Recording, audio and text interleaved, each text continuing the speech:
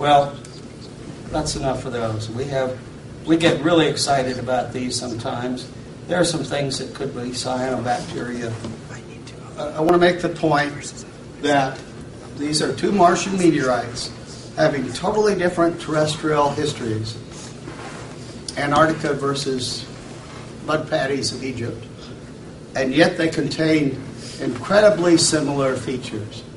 Now, if these features are biogenic, it is very difficult for us to see how, under these two different environments, Antarctica and the mud paddies of Egypt, how these features could form to be identical in those environments. But we're not saying they're fossils at this point. But what we're saying is that these are pointers for more exhaustive analysis using chemistry, using TEM, using nanosims, which is an ion microprobe that works on nanometer-sized material. And incidentally, if you've seen the latest issue of Astrobiology Journal, it has, not the very latest, but a couple journals back, it has some of our work out of our lab on these Australian microfossils, in which we were able to show that the Australian microfossils, which are known fossils, everybody agrees they're fossils, they contain carbon and nitrogen and phosphorus in their chemistry, and this material is associated only with these biomorphs, not with any part of the rest of the rock. And we argue that shows that those elements can be used to document that these are true microfossils. Now, in this case, we already know they're microfossils. But the next step, what we're going to do this summer, is look at some of these Mars meteorite features that I've shown you with the ion microprobe, and we'll look for things like the exact location of the carbon and the nitrogen. Nitrogen is a very unusual element because most rocks do not have nitrogen in them. Most minerals do not have nitrogen. The biggest source of nitrogen in rocks is life. And if you see nitrogen concentrated in these biomorphs, to us that is pretty certain indicator of life. So we're going to be looking this summer at some of those Mars features. Well, I want to finish up here and simply say that none of the original parts of our hypothesis have been discredited, and I will be happy to answer questions on any of these areas.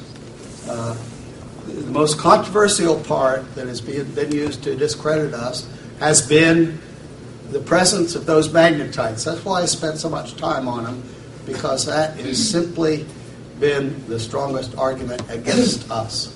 And simply, and we would argue that those magnetites, if you just find them on Earth, have been used for 30 years now as a certain biosignature. Once you characterize them and they have those properties, there are people like Joe Kirschvink at Caltech who will say that is a certain biosignature. That is a very good biosignature. And yet when we found them on Mars with those exact same properties, that construction dropped away, and particularly when it was suggested you could make those magnetites by this other non-biologic process. We have spent a lot of time, and we think we're correct in showing that the magnetites you make by these non-biologic processes are not like the ones in the Mars meteorite, and particularly when you try to make them from those mixed carbonates. That's what the rest of this says. And then at the end we say that other Martian meteorites contain biomorphs which are very similar and suggesting fossilized bacteria on Mars.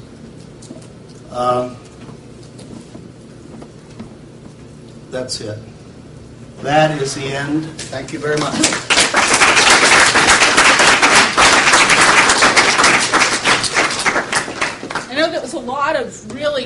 technical stuff, but it's absolutely stunning. I mean, think for a moment. Mankind has wondered if he was alone in our solar system, in our galaxy or universe for centuries, millennia probably. And along comes Dr. McKay and says, we have some dead micro-Martians in our hands, or signs of it. What does it take to get everyone to believe that? And so you see it takes a lot of very careful chemistry and geology and knowledge of biology. And those are the arguments that he's trying to go through. I don't expect all of you to understand all of the geology and chemistry. But think, what would it take to try to prove this? Because extraordinary claims require extraordinary proof. So I'm going to leave this open if people want to ask questions. You talked a lot about temperature formation at the beginning of your talk, and I was wondering, why is it that the heat of exit or the heat of re-entry wouldn't affect your biology? Because during entry into the Earth's atmosphere, that happens so fast, and the meteorite is so cold, having been in outer space, that only a very tiny skin gets heated, and that skin melts and forms a fusion crust. If you go in 5 millimeters to a centimeter, the meteorite is still cold in the interior. In fact, people have picked up fresh meteorites and gotten frostbite off of them because the center is way below zero. And the conductivity, it's just a kinetic thing. The conductivity does not keep up with the heating from the outside. What is the consensus or speculation on what type of organism made these indentures? And then could you speculate if this life form might have evolved into something else by now or gone extinct? All right. That's a real good question. And one of the arguments that is used by skeptics is that, hey, these magnetite-bearing microbes took a long time to evolve on Earth. What are they doing in this 3.9 billion year old, very old rock from Mars? And what would they do after that? I think there are two answers. One is somehow life may have started earlier on Mars, and this evolution may have taken place while Earth was still very inhospitable or even being sterilized by much more energetic impacts. And so Mars got a head start on us. That's one idea.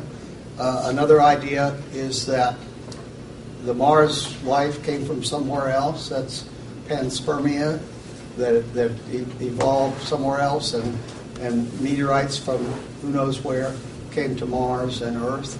And but then what happened to life if it got started that early on Mars? I think the answer is Mars is so inherently inhospitable to life that it really didn't have much room to evolve. It never had a big oxygen atmosphere that we can tell, although some people think it did early. It certainly hasn't for billions of years. The surface was always bathed in strong UV light. When the magnetic field died away at around 3.9 billion years, then radiation from the sun, particles could impinge on the surface of Mars and finish off any life that was there, perhaps. Mars was just not a friendly place at the surface.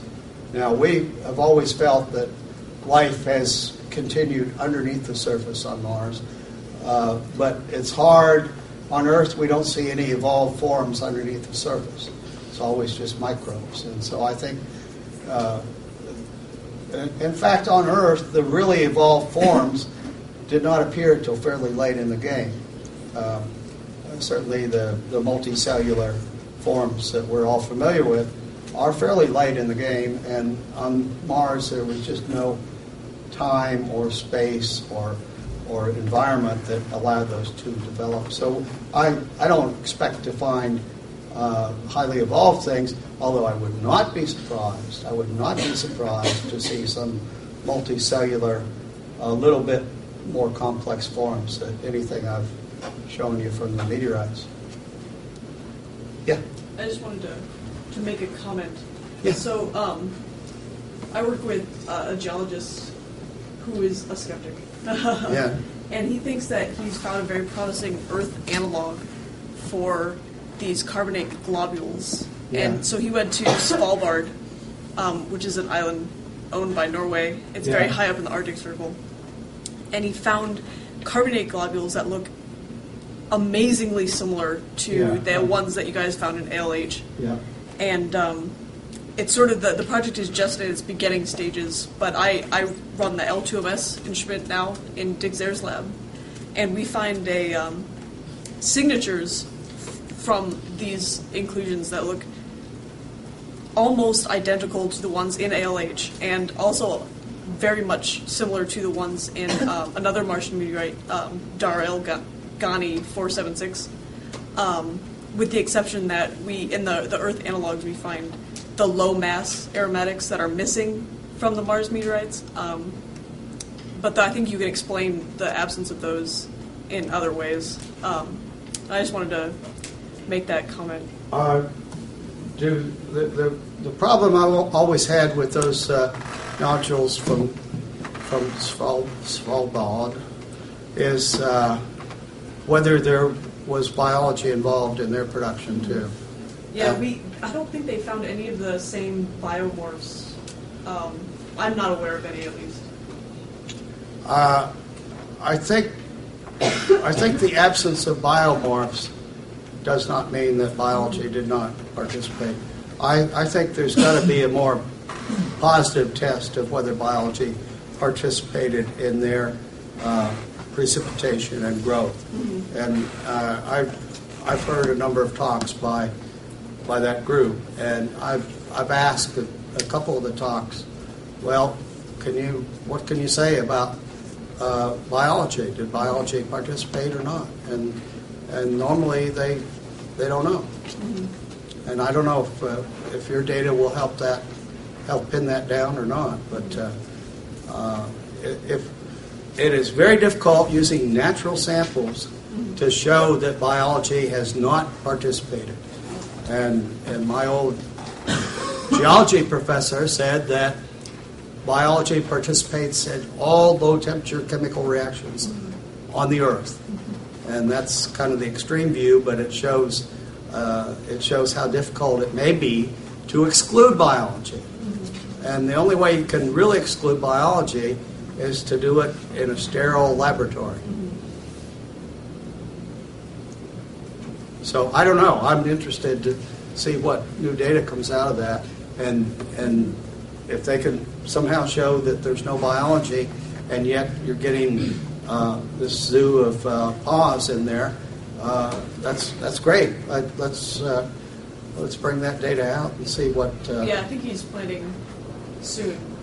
Yeah, but you see my point that excluding biology is tough.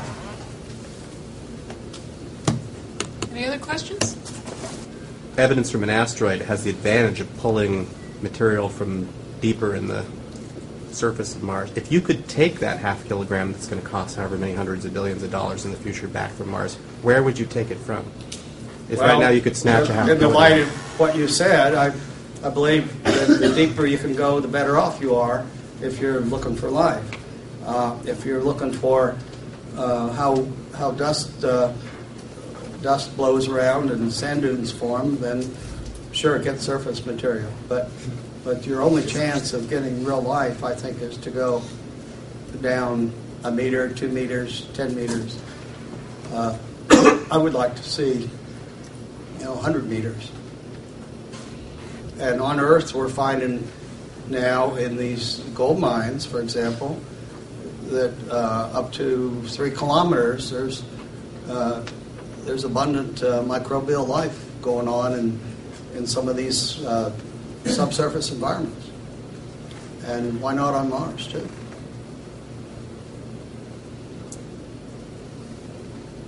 Great question.